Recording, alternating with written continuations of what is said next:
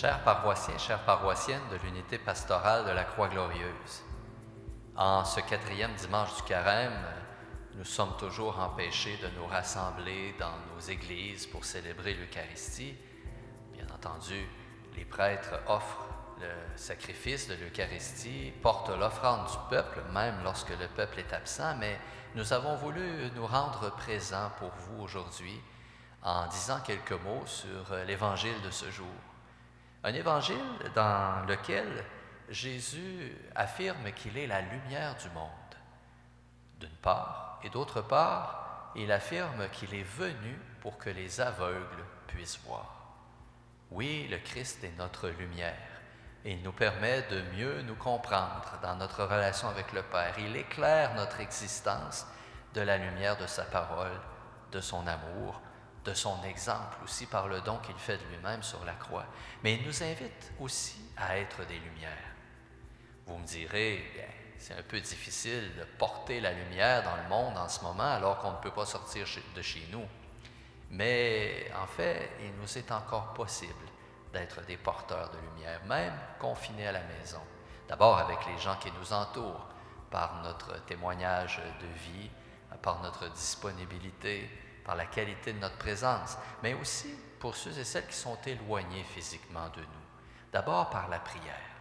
C'est notre mission comme chrétiens, comme chrétiennes, de prier pour ceux qui en ont besoin. Peut-être particulièrement cette semaine pour les parents qui ont une responsabilité au travail et doivent assumer aussi leur responsabilité parentale pendant ce congé scolaire forcé.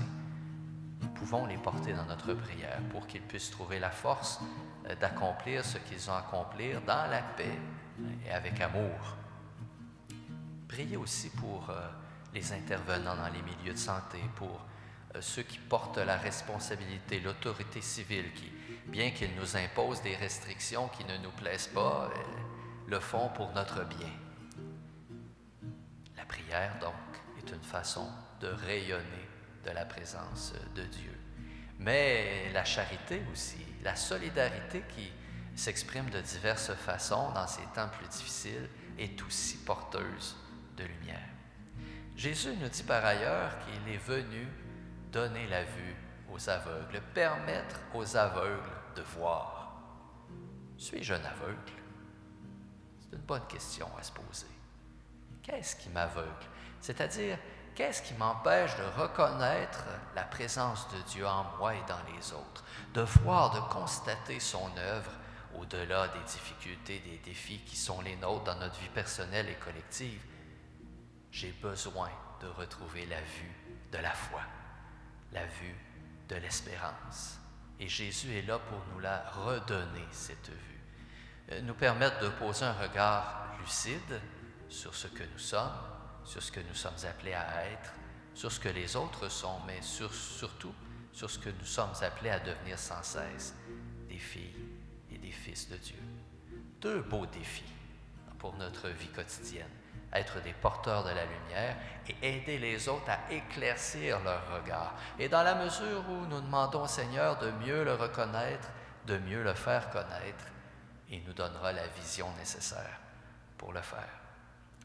Plusieurs d'entre vous déplorez le fait que vous ne pouvez pas vous rendre à l'Église présentement, et puis nous avons entendu ce désarroi, et nous avons pensé mettre en place quelques initiatives cette semaine pour vous permettre d'entrer en communion de prière les uns avec les autres. D'abord, mardi matin, après la messe de 9h, qui est télévisée comme à l'habitude à la TV, et qui est également disponible par un lien sur notre site Internet, un lien qui conduit au site de Ma TV. Vous pouvez trouver ce lien sur croixglorieuse.ca pour obtenir la messe du jour. Mais après la messe du jour, du mardi, eh bien, il y aura un temps d'adoration. Un temps d'adoration que nous pourrions qualifier d'interactif, c'est-à-dire que vous pourrez communiquer vos intentions de prière. Plusieurs d'entre vous êtes habitués avec la formule taprière.com, une possibilité d'offrir l'intention de prière qui est présentée à l'Eucharistie du dimanche.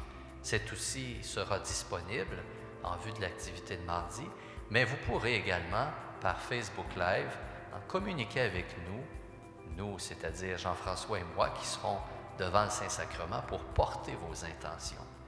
Alors, c'est un rendez-vous sur notre page Facebook à Croix-Glorieuse, Sherbrooke. Mercredi matin, jour de l'Annonciation, nous avons pensé souligner cette très belle fête d'Église en invitant un prêtre de la famille Marie-Jeunesse à présider l'Eucharistie de 9 heures, l'Eucharistie qui est disponible par les moyens dont nous avons déjà parlé. Et après l'Eucharistie, ce même prêtre donnera un enseignement sur Marie. Marie qui, comme modèle de foi, mais comme mère de l'Église, peut être une figure inspirante pour les moments que nous avons à traverser actuellement. Et finalement, une troisième initiative.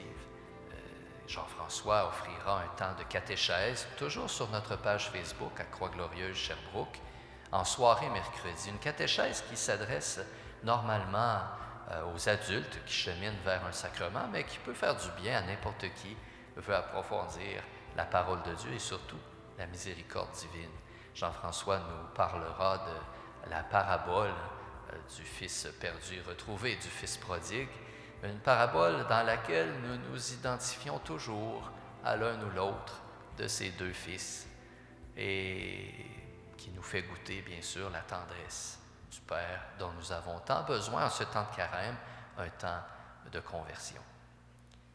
Cette semaine, à la messe télévisée, je soulignais l'importance de retrouver certaines traditions de l'Église que nous avons peut-être mises un peu trop de côté ces dernières années, notamment la prière de l'Angélus.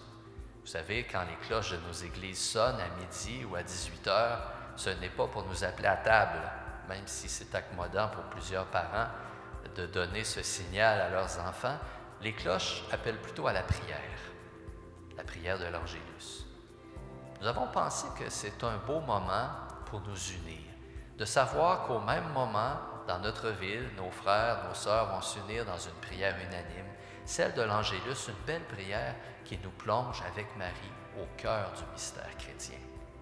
Alors, je vous invite à ce rendez-vous 2 fois par jour, midi et 18 heures, alors que vous entendrez, si vous habitez tout près d'une église dont le clocher fait retentir la sonnerie de l'Angélus, je vous invite à vous unir par la prière. Autrement, surveillez votre montre et à midi, 18 heures, nous nous unirons dans cette belle prière unanime. Voyez autant de moyens que nous avons de faire communauté, de nous supporter les uns les autres dans la prière et de porter le monde également dans notre prière. Quelle belle mission! Sur ce, je demande au Seigneur de faire descendre sur vous sa bénédiction, sur vos familles, qu'il vous garde dans sa paix, lui qui est Père, Fils et Saint-Esprit. Amen. Demeurez dans la paix du Christ.